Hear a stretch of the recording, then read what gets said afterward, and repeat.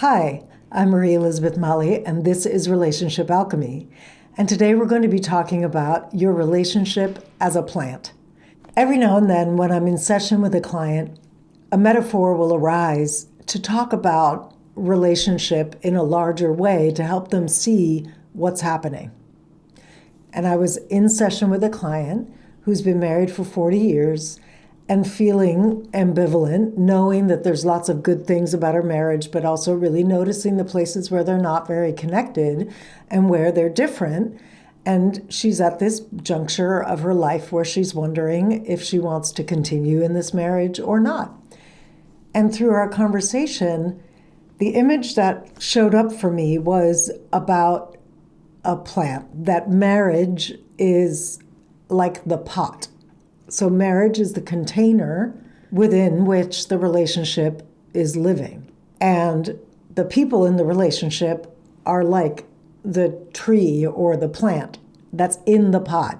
In her case, the sense was, some of the leaves are dry, it's a little wilted, it hasn't died, it's not dead, because she is aware of and grateful for the things that are good about it. It's just kind of, it's a plant that hasn't been watered enough. This is basically what I suggested, which was to not make a decision until she's tried watering the soil a bit and see if the plant revives.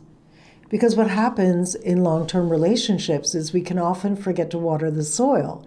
We're so busy living our lives. We're busy doing our businesses, raising the kids, having experiences out in the world. We're doing all the things, and it can be so easy to forget to water the soil of the relationship. And so it's no wonder that over time, especially after a long marriage, like a 40-year marriage, it's no wonder that the leaves would wilt if there's not enough water and food going into the soil. I just had an image of, sometimes it need to be repotted in a bigger pot. And then my mind was like, well, what does that mean in the context of a marriage? You can make of that what you will. Maybe the plant does need to be repotted in a bigger pot. And where my mind goes with that, well, one option is polyamory, but another option is really looking at the relationship in the context of community.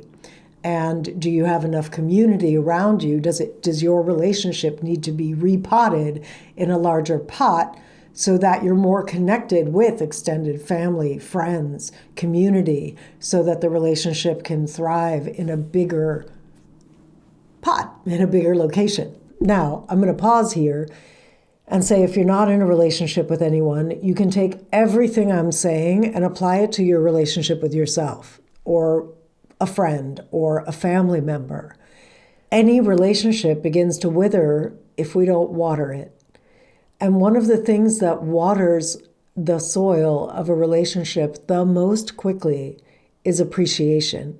Cultivating appreciation for yourself, for the person, making sure that you notice the moments that you do something that you're proud of, that you're happy with, or that they do something that felt good to you, that you liked, or something that you're proud of that they did independently of you, or maybe they have a shirt on one day that you like. Regardless, appreciation, actively cultivating appreciation is like the most nutritive water for dry soil. So I suggest you begin there. And then as I work with clients, there's customized, other ways that I see to water the soil based on their individual situations.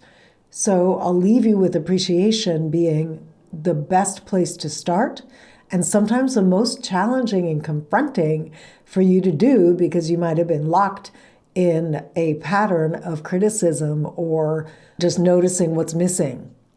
And so that's where I suggest you begin if the soil of your relationships needs watering, needs tending, whether that's your relationship with yourself, friends, family, a romantic partner, start there and maybe even journal. Take some time to journal about this image.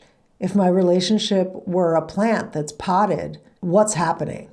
Are the leaves wilted? Does it need to be pruned? Maybe there's some habits you've gotten into with each other or with yourself that need to be pruned away for the plant to thrive. It might be a habits issue. It might be a dry soil issue. It might be that the pot is too small. So I invite you to investigate for yourself which aspect of this image has resonance for you and what you can do, actions that you can do to shift it. And this is what I suggest before dumping the plant out of the pot, before dumping the relationship, especially if it's been around for a long time and still good, basically good. This is what I suggest doing before you make a decision like leaving it. And leaving it may still be the thing you decide to do. But I suggest not leaving something somewhat good until you've tried watering the soil first. It could be that you start watering the soil, you start asking for more connection, you start practicing more appreciation, and the other person doesn't shift. They don't come toward you when you do that. Well, that's an answer. That plant may not be able to be revived. And I've seen it over and over again among my clients, that when they start watering the soil of their relationship in the ways that I teach them, the relationship, the leaves green again. The plant sometimes even flowers. In fact, it often flowers again. And all of a sudden you're in an intimate, loving, and close relationship again that you had almost thrown away because you didn't believe that you could revive it. So I hope this image today gives you some food for thought and some hope if your relationship feels flat or dry, whether that, again, is your relationship with yourself or with another. There's so much you can do to revive it, or at least see if it's revivable. There's so much you can do before you pull the plug. Appreciation is the first step. Thank you so much for listening. I'm Marie Elizabeth Molly, and until next time, remember that a great relationship starts with you.